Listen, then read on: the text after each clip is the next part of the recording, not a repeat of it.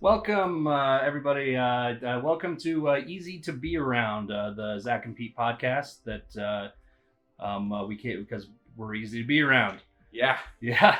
That was actually supposed to be the original name of our channel, is Easy to Be Around. Mm-hmm. But it was that was my wife's idea, and then you came up with a brilliant idea to just simplify it and make it Zach and Pete. I'm a minimalist guy. Yeah, I like it. I like your style. Yeah. I'm Zach.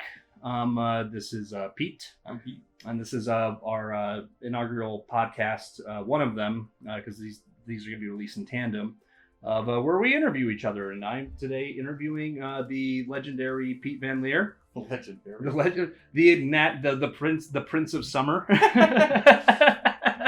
It's really funny because I don't like to go outside.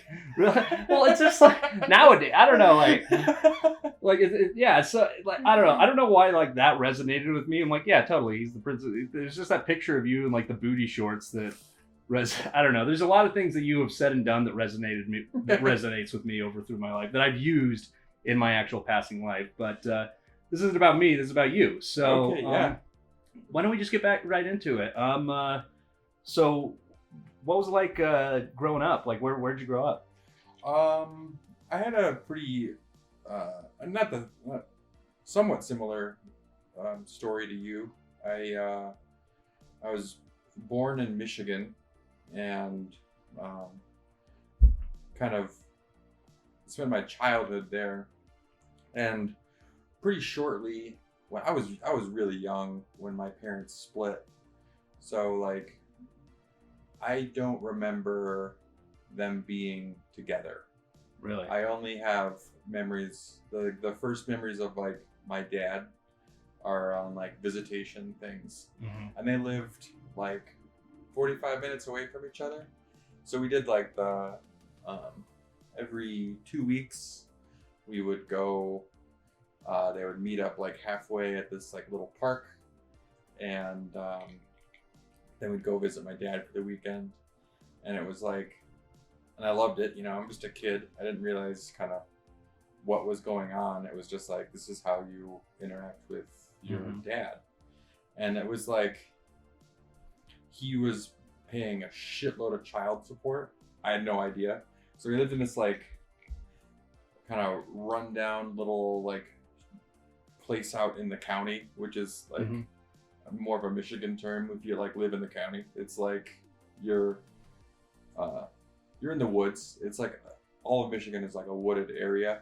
So he's like out in the woods in this like little house, and you could tell he lived really cheaply. Like we would go eat chicken wings, which was like a big deal. Like I always loved to eat the chicken wings. He'd grill them on the grill, like the outside like little hibachi thing. So they were actually like good chicken wings. Like it was before they were expensive. Really? Oh yeah, like all of the hipsters like me discovered that all of those cheap, bony, weird-looking meats are the best ones. Like they are. I'm actually very glad that you've come to terms with your hipsterism. Fuck man, because I remember like when we first met, like I would consistently like poke fun of you for being a hipster, and then you consistently say like, I'm not a fucking hipster. Yeah, well, I mean, I gotta embrace it. I have a fixed gear bike. I look at the pH of water that I drink. Shut up. Shut your pie hole, Pete. I get it. That's who I am. Anyway, it's fine. Didn't mean to distract from that. Go on. on. I have a Casio watch collection. You do, actually? I do, but like it's rad. You texted me when you bought a new Casio watch. Yeah, man, they're awesome. And I was just like, good job, Pete. Yeah, that's a hipster thing. Yeah. Like I'm into it. Yeah. So before all of like the hipsters discovered all those meats, it was like those chicken wings were like ridiculous. They were like 50 cents a pound. They were basically like a throwaway meat. That's like what the poor people bought. But like lo and behold, my dad like put some Lowry's seasoned salt on them, grilled them on the outside like charcoal briquette little outside grill, and they were amazing. Like my little brother and I looked forward to it so much, and we had like a really similar routine because it was like the weekend, and we would always watch Star Trek. It was the one with Picard. Nice. We'd watch. My dad loved Star Trek, so we'd watch Star Trek. All of the concepts were way over my head, and my dad was like this really kind of like simple dude. He has a degree in like horticulture and plants and stuff, so he always was like tending these plants. And then his like creative side was he's been a paid musician his whole life. So he really, yeah, like I had no idea. And there's like a bit of a different culture because in Michigan than there is here. Maybe it exists here and I just don't know about it. But there's very much like a live music bar scene in most bars. On the weekends, they have like a 4 or 5 piece band that comes together. They play a gig. They don't make a ton of money. They like, but they kind of play these like bluegrass kind of like folky tunes that are like just background music, and people kind of pay attention to it and they don't. And so he played music all the time, and he always had like a ton of guitars.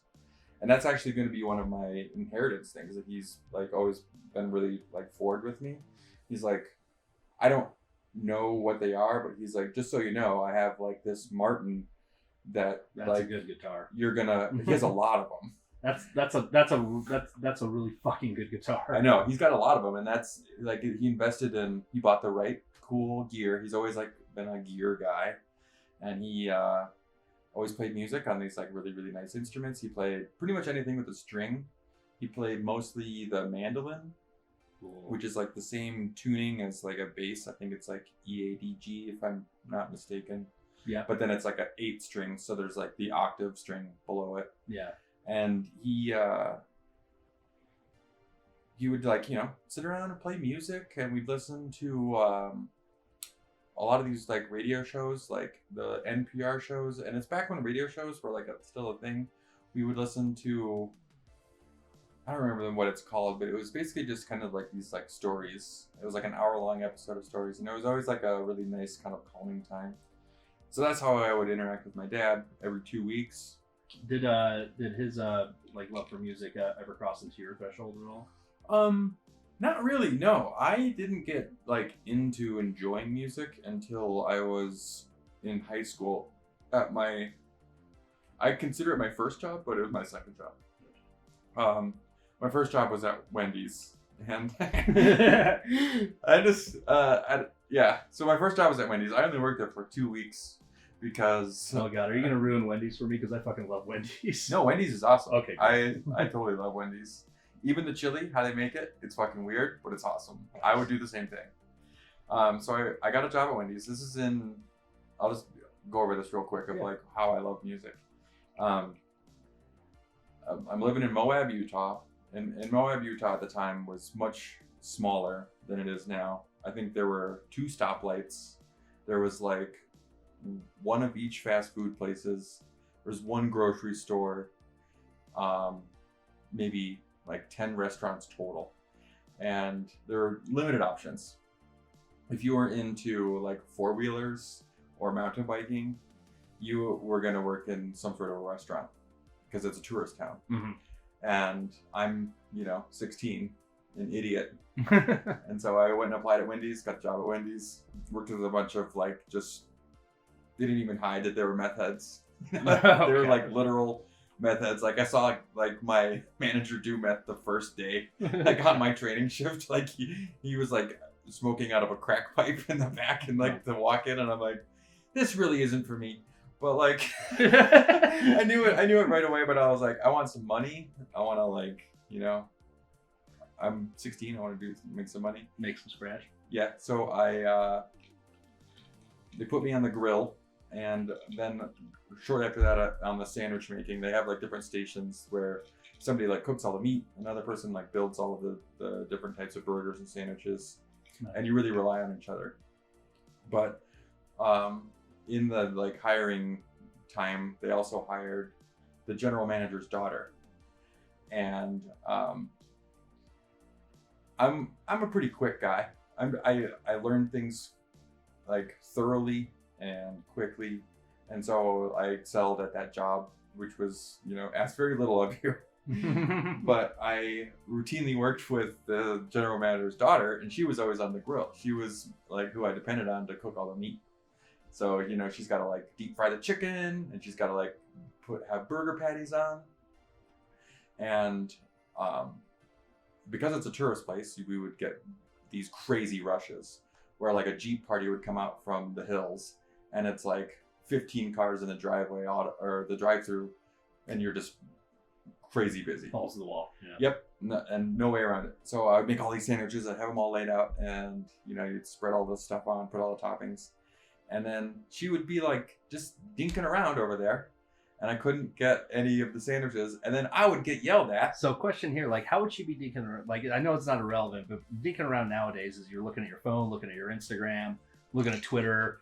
What? She wouldn't even be in front of the grill. She'd be like off talking to somebody, or she'd be out like moseying around inside of the dining room, like looking out the window. Had to find ways to entertain herself, I guess. And I'm like, I'm over there busting my ass. It's not like I'm making tips. So, I just I got mad at her like pretty frequently. You're 16. You don't really know how to handle your emotions. No. So it happened like every day, a few times a day. And I eventually snapped. About 2 weeks in, I just snapped. And I was like, "You're a dumb, lazy, fat fucking cunt." Like, I remember it was pretty much that verbatim. Like, and that's a mean thing to do.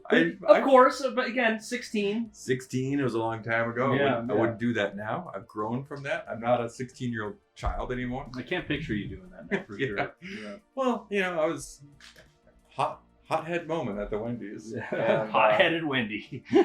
So that was the general manager's daughter. They're immediately like, "You're fired." Nice. I'm like, "Yeah, fuck this job. I hate this job anyway." So I got in my car, this like terrible Chevy Nova that was like falling apart, and there's only one really like road that you use in Moab. So Wendy's is on one side of town. And then as I'm driving home, I passed on the other side of town, Royce's Electronics. It was a Radio Shack, and it was like independently run. So they did other stuff. They rented movies there, and they did like car audio installation stuff. And I stopped in because I knew a couple of the guys that worked there, and I'm like, "Yo, I was working at Wendy's. I just got fired. Are you guys hiring? I really want a job. I want to like make money to buy video games." And the Royce, he got out from the back. He's like this old, kind of somewhat creepy dude, but like kind, but just creepy, just kind of like socially unaware. He's an electronics guy. I know the type. Yeah. And he was like, "Yeah, you've been coming in here with your parents for years. You've always been well behaved. You want to train tomorrow?" And I was like, "Sick." So they offered me the job. Was it part-time or full-time? It was like after school nights. I think I worked, I don't remember how many days, like part-time. Yeah. And I was 16, and when I was working there, I was working with the cool seniors. They were like the bad kids. Ooh. So it's still my buddy now. My buddy Jason Denny, he's legit one of the coolest dudes ever. He's covered in video game tattoos from everything of like Silent Hill, like Pyramid Head, like on his arm or leg somewhere. But I like him already. He's got a ton of video game tattoos. He's legit, and he's always been into metal. He is a drummer, and he's always been into metal. So he introduced me to like Slayer and a bunch of like, it was kind of at the dawn of a lot of these like metalcore, hardcore bands like Poison the Well and stuff coming out, and I just like fell in love with it. So my dad showed me this music that it didn't really click with me, but then when I was like 16, 17, I like fell in love with like really fast, technical, hard metal, and it's like stuck with me since. Like I always relate it back. I'm like, is this as good as Slayer? Like any band that I hear. Yeah, and then So that's kind of like where I got into music, I guess. So I guess the segue into one thing that, especially since we've been hanging out a lot more and talking to each other a lot more, one thing we've connected on is music, and we both found a mutual love for like retro wave music and Yeah, like retro 80s stuff, yeah, and like just recently produced. yeah, and also like just strange music in general as well. Yeah. Like like today I showed you that Iceland guy, and I totally saw that guy in that movie with Will Ferrell. was he in the movie? They were like one of the bands that they were competing against. No, I'm pretty kidding. sure. Oh my god, I'm gonna have to go double back and watch that. Because they that band plays and they're like, we gotta follow that. And And it's like really good. it's the actual contestant from Iceland. Yeah. Yeah, I think his name is like Daddy Fear or something I like don't that. know how to Like, say those I don't know how to words. say. There's a bunch of words in it, none of letters, none of them vowels. Yeah. Yeah. Symbols. But that's freaking awesome. So your music, I guess, evolving now to liking, like you still love metal, I assume. I still listen to a lot of metal, and it's kind of evolved into more progressive-y, like, I definitely love the hardcore, in-your-face, very like surface violent kind of stuff, but then I don't listen to that a ton. I find myself listening to more like dancey stuff from like the 80s, and then like just out there groups like D Antwoord, and like if it's weird, and it's weird because that's what it is. It's not a thing trying to be weird. Yeah. It's like somebody's creative expression that is legitimately out there and bizarre, and it's not trying to be anything, and it's not. Yeah. And it's like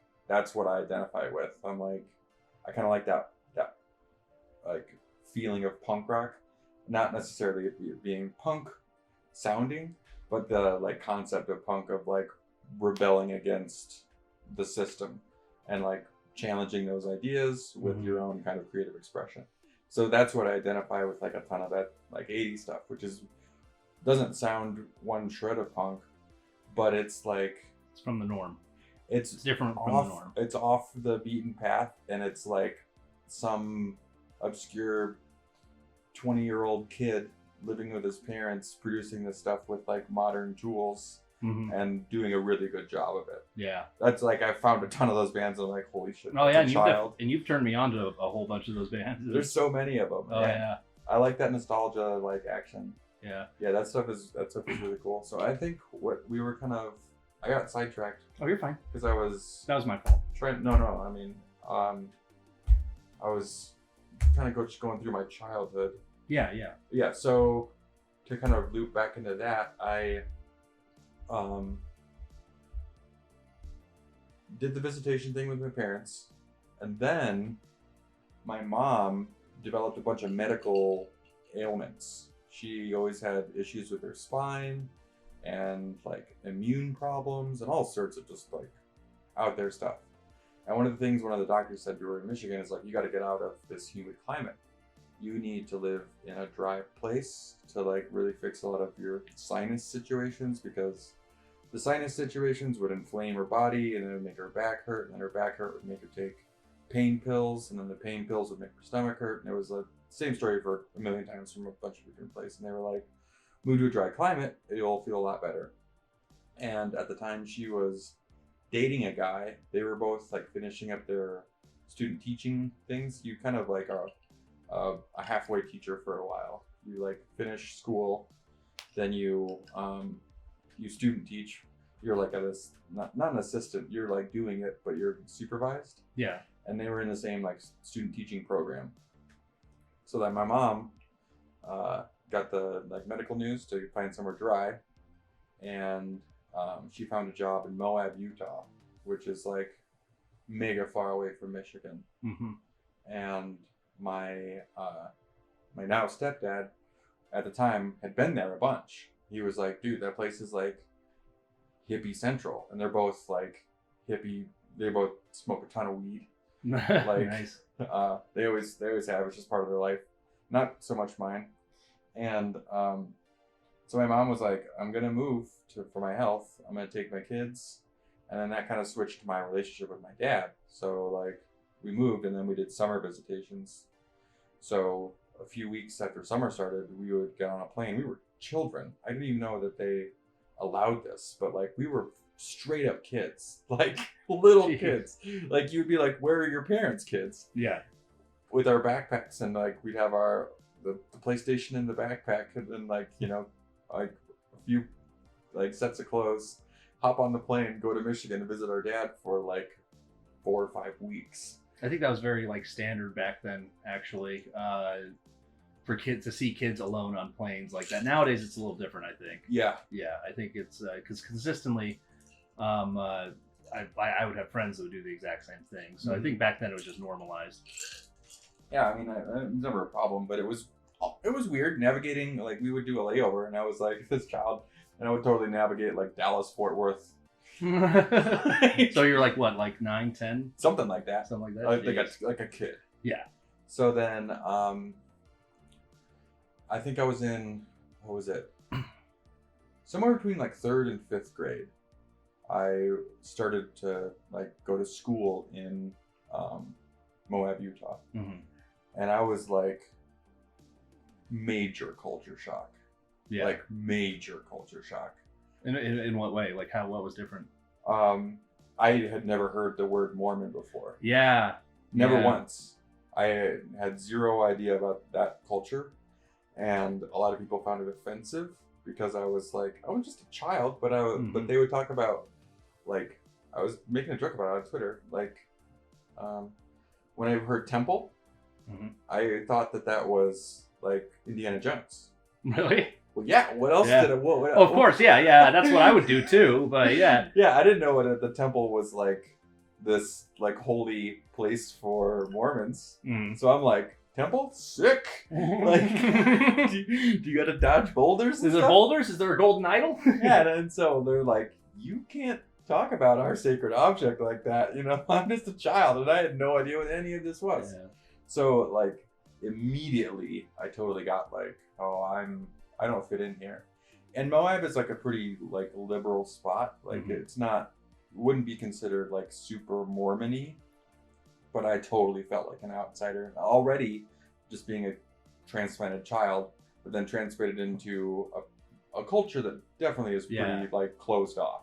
I guess we didn't make any church friends or anything like that. Yeah, I think me and you were pretty similar in that aspect. Well, I mean, I had plenty of church friends, but just as a side question, like how many books of Mormon were you handed? A lot. Yeah, people were coming over all the time, and then it was super funny. My parents got kicked out of their first rental. They got the spot. Yeah. They got a rental. They are like, they smoke weed, but they're responsible adults. What happened was my dad, my now stepdad, moved out. He was like, I love this woman. These kids are fucking dope. I'm going to move away from Michigan and go like hang out with her. Yeah.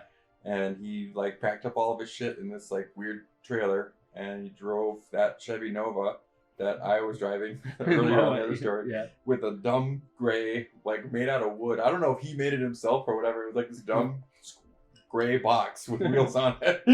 Totally unsafe. He put all of his belongings in this trailer, drove across the country. He showed up, and I think he had like $12 in his pocket. Oh, like nothing. No, man. But he loved my mom, and he was like the nicest guy ever. So he like they move in together, obviously, and my mom didn't know anything about Mormon culture either, but they kicked him out because they weren't married. Are you fucking kidding? Okay, I grew up here, so I know I get it. He was like my future dad. Yeah. But they were like, yeah, you can't live out of wedlock together, and they're like, mind your own business. What? Yeah. And so I was like, well, they kind of like brought back that, I'm like, I don't belong here. Yeah. So, and then later on, I just kind of like, I did my thing. I was always the weird kid in school for sure. And just because of time, constraints too. I'm going to segue into the next part. Sure, yeah. That like so you mentioned earlier that you like things that are outside of the norm, with like that kind of punk mentality, and then now you're in this situation where you're culture shocked with because when you interviewed me, I think we have similar stories. Like there's this kind of like soft like your outsider feel to it, and as you said, you were the weird kid. How does that? So now moving into like your creativity and wanting to become creative, did that push you in the direction of wanting to like draw and? Yeah, it totally did, because I did well in school. I did really well in school, so I was always in like the AB classes. But everybody gets into those like zones where they're comfortable, and Moab is really small, so the like the class president was also president of like the math club, all of like the stereotypical golden areas where like I wanted to be a part of it, but I knew that I wouldn't fit in. And I found out that I could do that inside of the art community. Moab is also really like this super artistic community, and they had really, really great art teachers. I don't communicate, but I still think about like these two, Mr. Becker and Mr. Anderson, who were in their own regards punk rock. They were kind of fight the system. They made some pretty funny jokes in high school. There was this guy who showed up who demanded to be called doctor because he had a doctorate in something. So their joke against it was they'd call each other doctors. So I right in front of him. So they're like, Dr. Anderson, what do you think about this? And they're like, I don't know, Dr. Becker. Like, just rubbing the thumb in this, like, he was a jackass. Oh, yeah. You know? Yeah, most of those types are. You know, it's kind of like the chefs in restaurant who demand being called chef, despite it being their first fucking day. You know? Yeah, exactly. You got to earn that shit. So, yeah, I found out that I could do the art thing, excel in that, and then kind of like foster a community inside of that world. And I spent most of my time inside of the art class. It was, so much fun. Yeah. And it was really, really free. It was so small that you could sign up for art classes, but they would just always call it AP art. Oh, really? Yeah. So I did all of my required classes, and then just booked a ton of other art, and I would just be in the art room. Yeah. And I'm like, just draw all the time, just do my own projects, and then they just gotta sign off on it. They're like, yeah, he was here, he did a good job. He wasn't even a part of like the lesson. No. But there's a bunch of us in that same area. We're all smart, but we didn't fit in. Yeah. Yeah, I feel that. Now, were you as always as talented as you are at art, or was there definitely a learning curve? My mom is a painter. My mom's like, they used to own an art gallery in Moab, so that's always been around me. And I was good right to begin with. There wasn't a learning curve. It was never foreign to me. It was like, I was a tiny kid, and I figured out how I could plug the NES through the VCR into the TV, and I would record on the VCR, and I would record the game, and then I would pause the tape so I could see the still image of the video game stuff. Oh, cool! And then I would draw it. I didn't know you could do that back then. Yeah, I was like the Wire Master as a kid. I never even thought about that. Yeah, I did that. Wow, that's cool, man. So I would I literally drew like Mortal Kombat characters and Crash Bandicoot characters and like some of the older NES stuff, like for a long time ago, before there was like fan art was a thing. I was doing fan art. You were doing fan. You were the first. I wasn't the first. I think a lot of people did similar things. Oh, yeah. But I was like totally drawn to just no pun intended making that stuff. Yeah. That's awesome. Yeah. It was a lot of fun. So you were telling me in a story, I think it was last time we were hanging out, that you tested out of a class. No, was it a tweet you sent out or something? Yeah. It was like, it was a tweet you sent out where you mentioned like you tested out of class early, and then it was just you hung around for free art classes. That's true. Yeah, that was what I was saying. Like, I got done with all of my stuff. Yeah. There were like, you had to do 4 like history classes that you normally take like year 1, 2, 3, and 4. And I was like, I'll just take 2 of them a year. And then I'll take 2 math classes. So like my freshman and sophomore year, I got pretty much everything done. Nice. Like, and it was, it's always been pretty easy for me to pick that stuff up and do well. And then that's when I found out. I was like, oh, I'm really good at this art stuff, and this is the more fulfilling for me. Gotcha. Okay, so let's fast forward. So when you moved to Salt Lake, yeah. When did that happen? Like, and what motivated you to move away to Salt Lake? Well, so I went to school in Denver. It was just a like terrible little community college. I kind of skipped. I tried a few of them out. I went to the school for like aeronautical engineering, and then for like some computer science. And I don't actually know. I don't think I have a legit degree. I don't know. I think I've got all the stuff. I just don't have the paperwork for it. Gotcha. Same thing with my degree. It never clicked with me, and I really got into computers at that time. I moved to Denver to do that, and I was like mega punk rock. Like actual punk rock, like not like I was wearing skinny pants, and I didn't wear like the I didn't have the mohawk or anything like that, but I was like a fuck the system skater kid. I spent a lot of time at the skate park. I listened to like a ton of like punk rock, and I was just a full blown rebel, and I was still doing a ton of drawing at the time. I got into watercolors, and I was painting a lot of like skateboarding and action stuff. I still have those paintings somewhere. And then it just kind of like all hit me like bricks. I was just like so like alone and sad, and that was like the first big kind of moments of depression where they like really set in. And then I went through like a couple of suicide attempts, and then I called my mom, and I was like, I literally ignored him for like a year. I ignored like every phone call, and I was just out there. Like I didn't have like a permanent address. I always had stuff placed for my stuff, like all my video game consoles, and like my art supplies and my skating gear.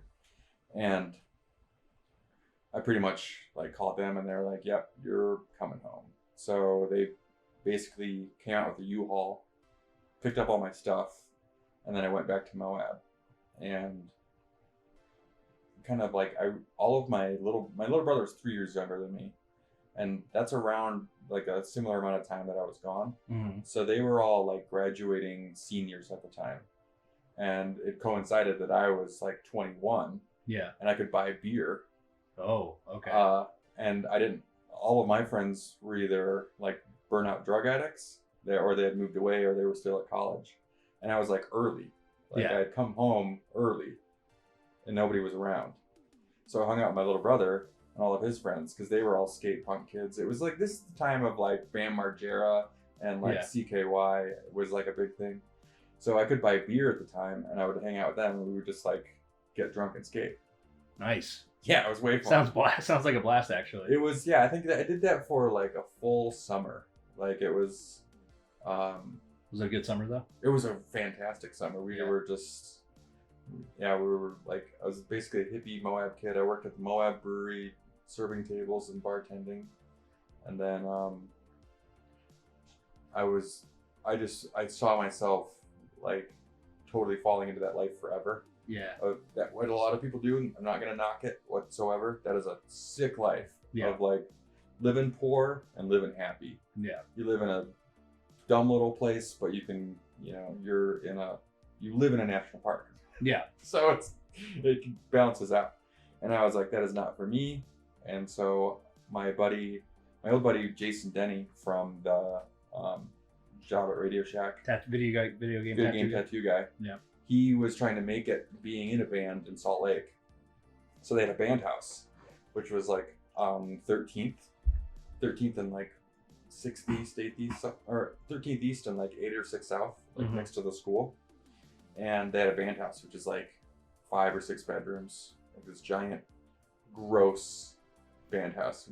You know exactly what I'm. I know exactly what you're talking about. What you're picturing is perfect. It's like, Perfect, yeah. It stunk. You could smell it from outside. The mattress moved when it wasn't being slept on. Exactly. Yeah. It was bad. Yeah. No knocking them, but I mean, it was like. I mean, you were what, 21, 22? Everybody, we were all just like, sweaty, like stinky video game nerd kids. Nice. That liked metal. Dude, you're hardcore. Yeah, we were just like, yeah.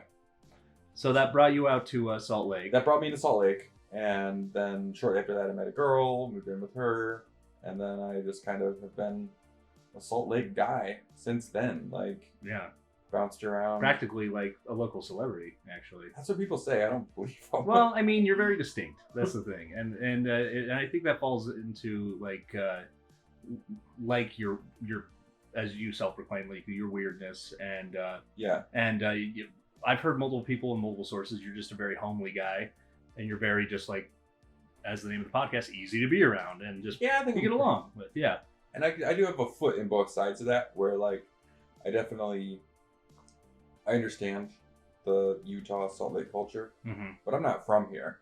Yeah, like I spent a lot of time in my summers all the way through high school back in Michigan.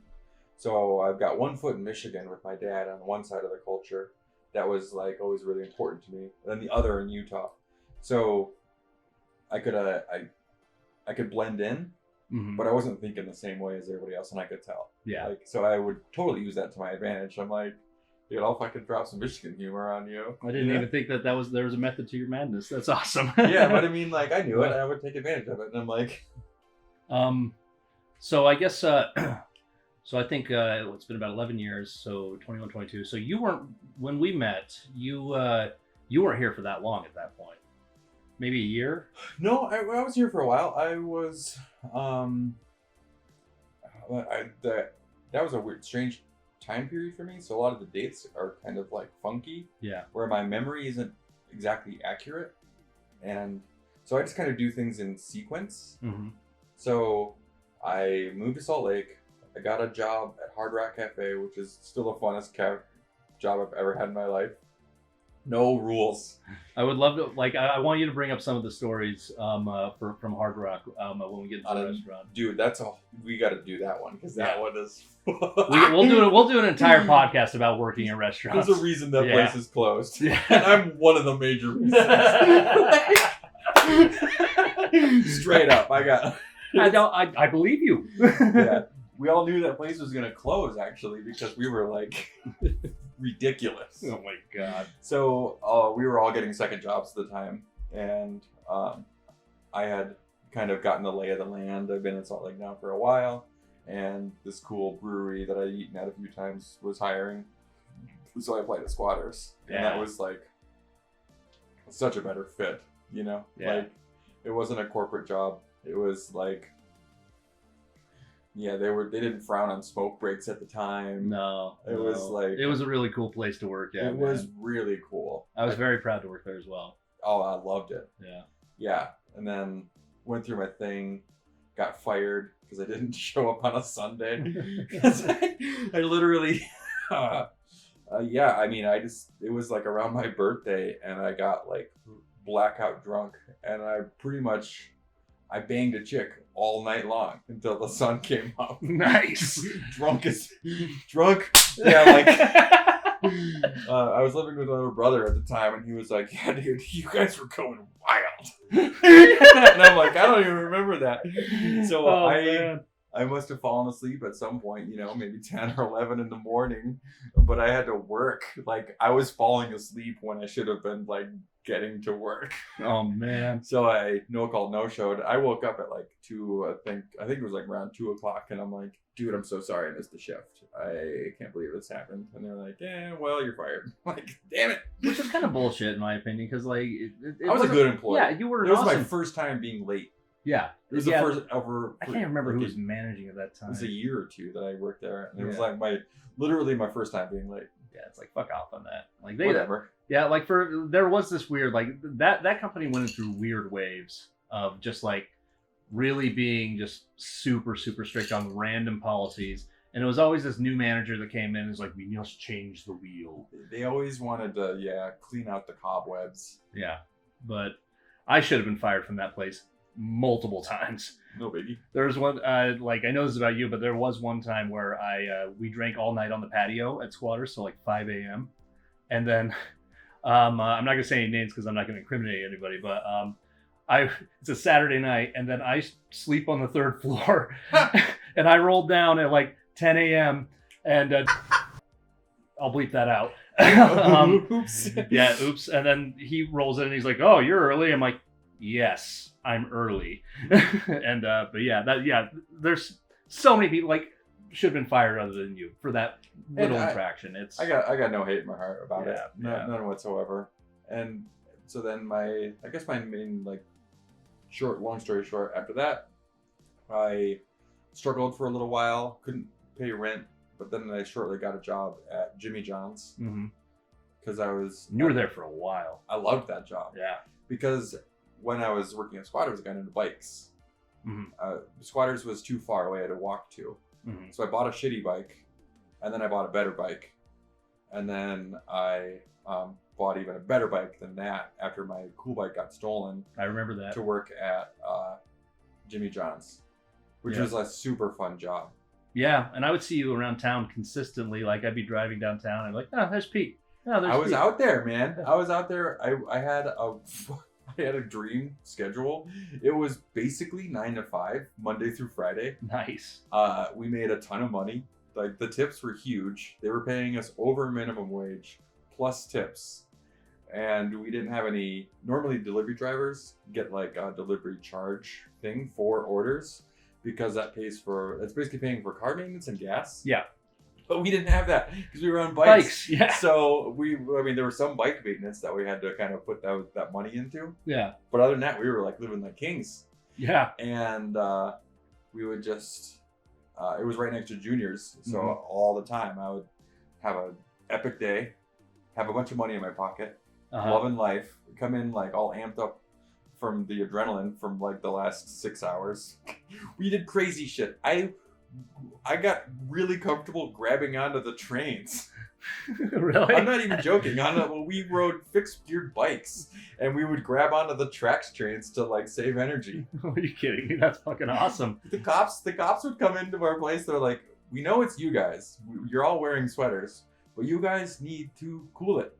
Because we're like grabbing cars to like save energy, grabbing straight from Back to the Future. Straight up. Yeah. Not even like this. Everybody did it. Yeah. We would grab a car to skitch down to Gateway or back.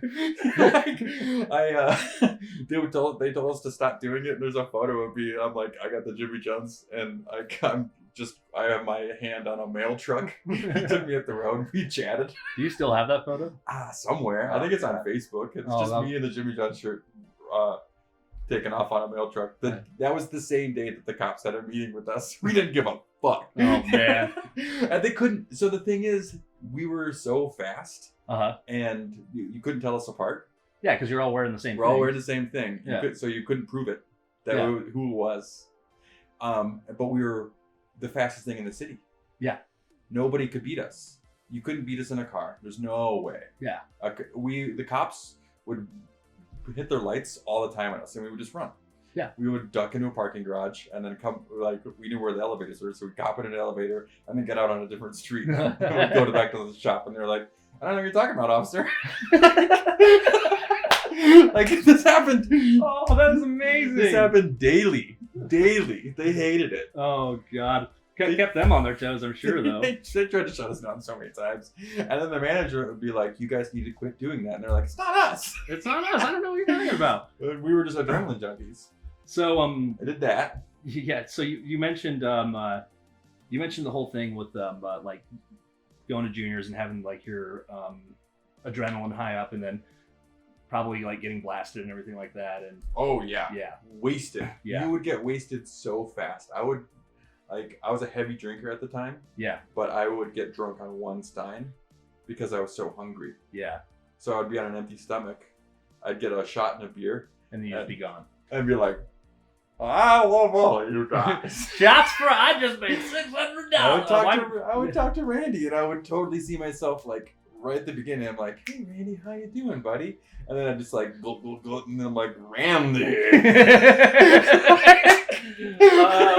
Which reminds me, when I was there, Randy was there when I picked up when I dropped the stuff off earlier.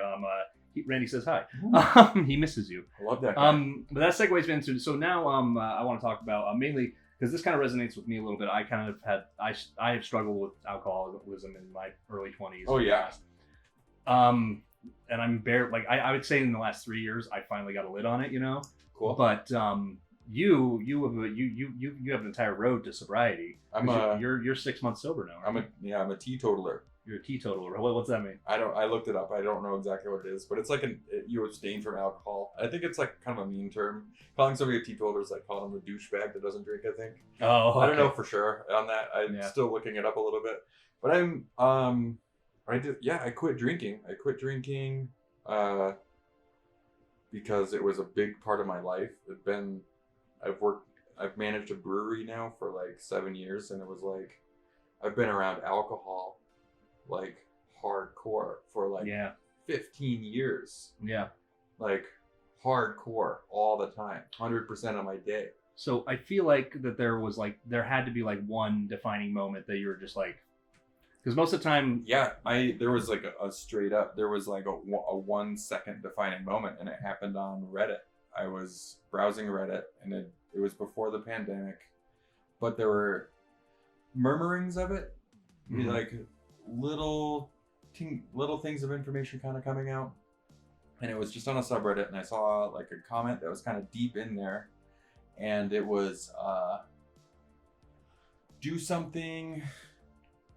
He's like, I'm gonna quit drinking. I'm gonna quit drinking for a year. I'm gonna do something good for myself. I'm gonna make a game. I can be a good person with drinking in my life, but I can't be a good person and do the things that I want to do with that in my life. So I'm not going to tell anybody. I'm just going to stop, and I will put all of my energy and work into this like project that I want to do. Mm-hmm. And then at the end of that comment, he was like, that was a year ago. This is my game.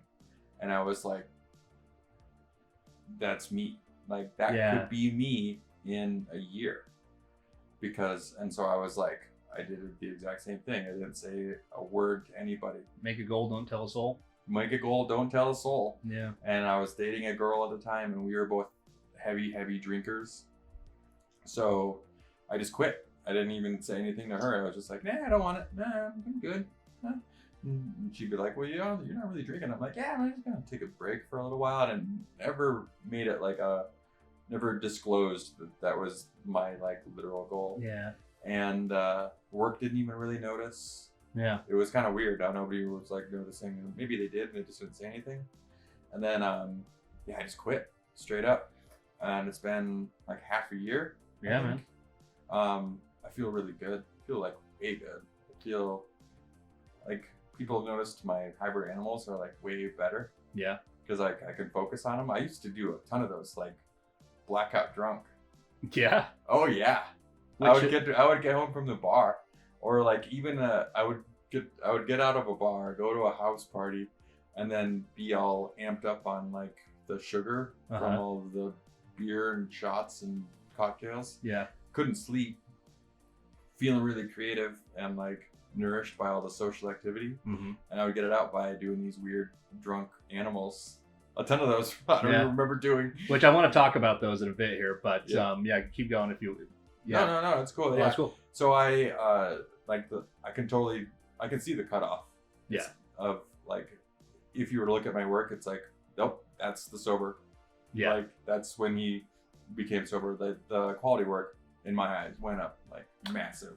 And that's and I can definitely agree with that. When I was sober for a year, I actually went sober for a year. And I think I remember that. Yeah. Produced a web series. Right.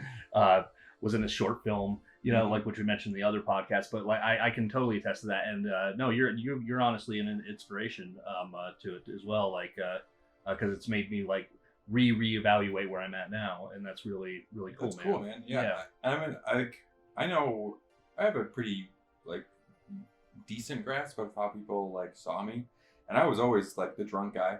Yeah. Like at work, I would brag about, but like I can drink 20 beers. Yeah. And have a conversation with you. Still, like, yeah, I could do that. Like my tolerance was massive because I was drinking a lot. Yeah. Like, and it had definitely transitioned from social stuff. Like, I got into Rocket League hardcore. Yeah. But I'd buy a 12-pack and play Rocket League. Mm-hmm. And then a 12-pack wasn't enough. Okay. Because I'd run out of beer and I'd want to keep playing with my friends. Yeah. And I'd be like, oh shit. And then an 18-pack wasn't enough. And then these are like times that I didn't have to work in the morning. Yeah. But I was still playing the same amount. I would start playing at like 10 and get done at like 4. Yeah. In like the morning. And then 18 beers wasn't enough. So I'd either get like a 12-pack and a bottle or like 30 beers. Yeah. And I'd crush them all. Yeah. Jeez. So I was like, that's bad for you. That's pretty bad for you, yeah. And I'm not one to like judge at all because I got no hatred to drinkers now. Oh, of course, yeah. Like in my whole situation is like I look at, especially during the quarantine, out of boredom. Yeah. You know, like we would just drink, and then I'd say 2 or 3 months ago we had to like heavily reevaluate like what we're doing, and yeah. It's part of the reason why a lot of things. It's part of the reason this whole channel is happening right now. Actually, it really is. Yeah. I don't think that this would happen if I didn't quit drinking. Yeah, it could have. I don't think it would have been as creative, or we would have had more like let's sit back and sip drinks and watch nights. Commando. That was more, which is fine. Yeah, 100% fine. Yeah, but like, I think there's more of like a purpose. I think we stay on task more when we're, of course, like, yeah, we can use our whole brain. Yeah, for sure. Well, that's an awesome story, man. That's really cool, and I'm rooting for it. And you're an inspiration on that. Thanks, like, man. For me and Christina, actually. Wow. Yeah, because we talk about it quite a bit, and we think that's freaking awesome. Oh. So you're also one thing I want to touch on, like 2 more things before we start wrapping up. Sure. You've gotten into cooking a lot. Yeah. Now you mentioned earlier in the podcast that your dad was doing a lot of the cooking. Did you learn a lot of cooking stuff from him, or were you just a kid? He didn't really teach you anything, but it, like, as far as technique and stuff, what he showed me was that you could live cheaply and eat like a king. Yeah. And so I would try to emulate that because at those young years I was always like, dude, we're eating the best stuff ever. These are like lobster tails as far as my 6-year-old brain's concerned if I'm eating chicken wings. So I got into like, I can spend time with like cheap ingredients to make like really, really good stuff. Like the first time that I had you and Christina over was for that pea soup. It was delicious. The shit was awesome. Yeah. It took 8 hours. It looked, what'd you describe it look like?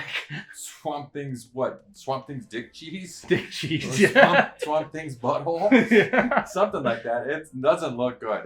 But it was good, is the thing. Yeah. Yeah, I think I nommed 2 bowls that night. Oh, yeah. And that's like, that whole pot of soup was like, I don't know, $10-15. Yeah. And I realized that I could insert time into that kind of stuff. And that's like something that my dad showed me for sure when he was, paying child support, being poor, and still living life, like living it up. He was like, he got really good at cooking potatoes. Yeah. You know what I mean? Which are cheap as balls.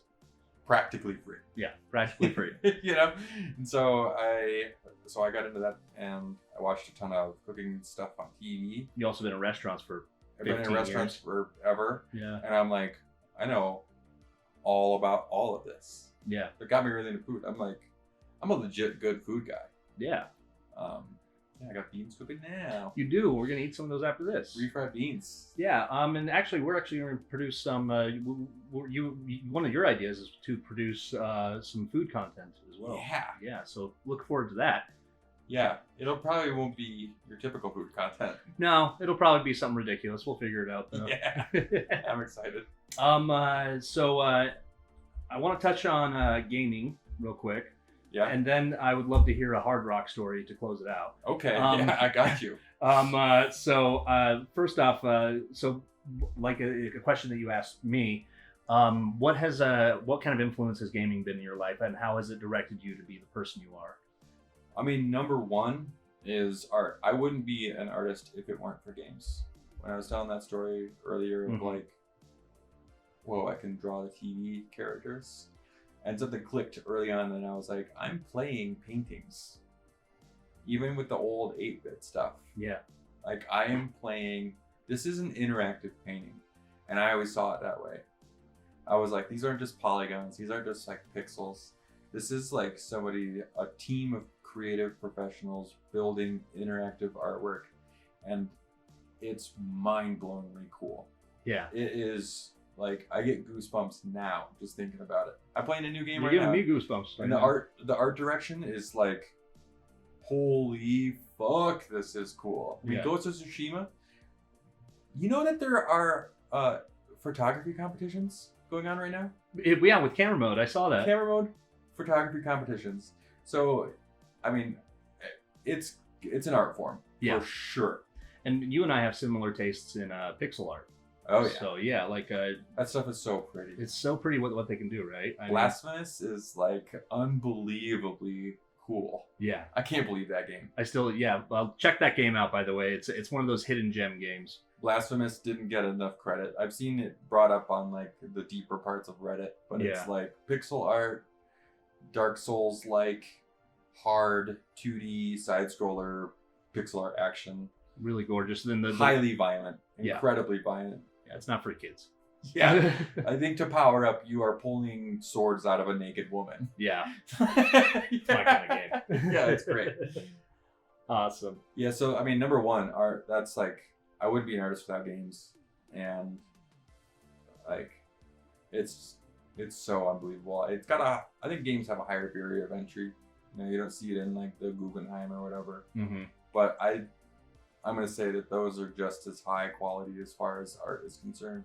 Mm-hmm. And I agree with you. I think, honestly, games get a bad rap from every angle, and a lot of people don't consider games as art, right? I don't think so. I think that a lot of people see kind of the surface stuff, and there's like the trope of the Call of Duty GTA stuff. Mm-hmm. Like, there's so many undervalued, underrepresented indie games that are like unbelievably cool, thoughtful, incredibly creative in their visual storytelling. Some of the cooler stories I've ever experienced have been inside of games. I mean, the first time that I played, what was it? I can't remember. The name's slipping me right now. You don't talk to anybody. It was like a PlayStation 3 game. You walked basically through a desert. Oh, yeah, with that really awesome cell shading and everything. You were like a red cape thing. God, what is that called? I can't remember either. I'm going to continue while I look it up, though. But it was basically wordless, from what I remember. And it told this, like, fantastic story. It was a picture book, an interactive picture book designed for everybody. Journey. There we go. I can't believe I couldn't remember that. Me neither. It's been forever since I played it. I mean, that's sick. Everybody should experience Journey. One of the most amazing soundtracks ever, too. Everybody should experience Journey. That and, like, there's a few others. Braid. I think that if you're ever going to try to solve problems or design puzzles, you should play Braid. Mm-hmm. Braid's like a masterclass in, like, problem solving theory. Nice. That's one of the coolest games. Same thing with The Witness. It's not a sequel, but it's made by the same guy. The Witness is, like, unbelievably rad as far as a puzzle thing is concerned. So it combines all these crazy elements of, like, cool stuff. Yeah. All wrapped into one. But then it's got this bad rap of, like, the GTA 5 thing. Yeah. Hookers and guns. Yeah. And that's what the moms see. Yeah. But it's not about that at all. Yeah. That's cool. That's right. That's my 2 cents on games. Well, awesome, dude. That's awesome. Great answer. I guess we can wrap it up. We wrap with some restaurant stories of mine. Yeah, on a positive note. On a positive note, let's end on a positive note. I would love to hear one of the, like you said, Hard Rock was a no rules. Literally. No rules. Literally no rules. So we could not get in trouble. They couldn't hire anybody to replace us. Yeah. So we couldn't get in trouble. Nice. Yeah. So do you have one story that on a positive note resonates with you? Oh yeah, easy. Okay. So they had TVs all over the place, and they played music really, really loud, music videos the entire time. One of the reasons I love music videos so much is because of that job. It was a really, really slow day, like most days were. So we would get, sometimes we would have lunches where like 4 tables came in. Like, total. Oh man. The food was garbage. And it was like $20. Like it's just a bad idea. But we made the best of it for our weird shifts, and the way that I made the best of it was we got the liquor order in one day. If you've ever received a liquor order in a restaurant, what they do is they repackage a bunch of boxes. So you need to get like 5 bottles of Smirnoff, like 4 bottles of Jack, your basic stuff. And they bring it in a dolly of like usually 6 or 7 boxes of like all with these different bottles inside of it. And then those boxes are trash. Well, I saw that trash as treasure. and I was hungover on the day, and I was like just trying to be funny. And Beastie Boys video came on, like that intergalactic planetary, and it's got that old ass like 60s monster battle order, like fighting. And so I grabbed a bunch of duct tape and I made a robot suit out of the old. I made a robot suit out of the old booze boxes. And I'm like, it's taking a while. Like, it was intricate. It had like feet, and it had like a joint for the knees, and like shoulder pads, and the helmet with like these antenna I built with like the tin foil. And it was like a legit like robot suit that I built that I could take on and off. And I finished it, and then we got like one of our 4 tables of the day, and they're like, Pete, it's your turn. I turn around wearing the booze bot suit because I'm in the back like, making jokes. They're like, dude, you got a table. And I was like, well, I'm not going to take this off. It's like too cool. So you go up to your table. Yeah, the way it was set up, the restaurant was upstairs and the dining room was downstairs. So I get out of the kitchen, out of the doors in the booze bot suit, and I'm slowly walking down this big staircase, and like I can see the sinking look on this family's face. I like walk up and I was like, "Hello, I am Booze Bot.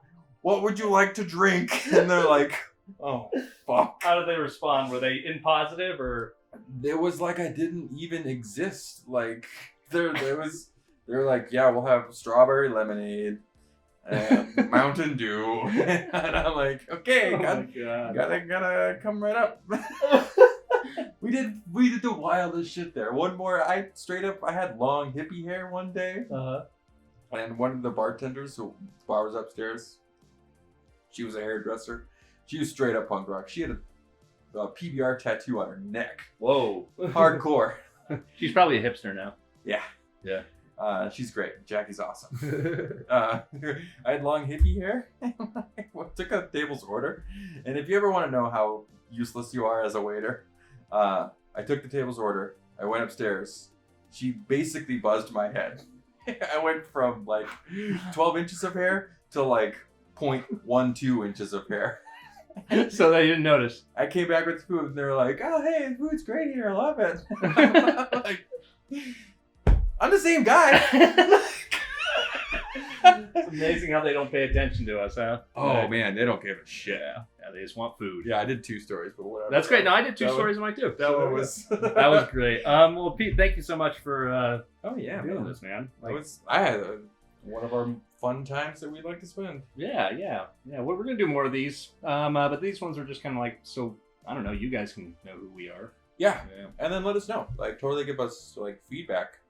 Did you just give us feedback on like what stories are resonating with you and what like content you'd see us like to deep dive into, and like what you're into, what your interests are. Everybody's different. We'll cater to anybody, honestly. Like, yeah.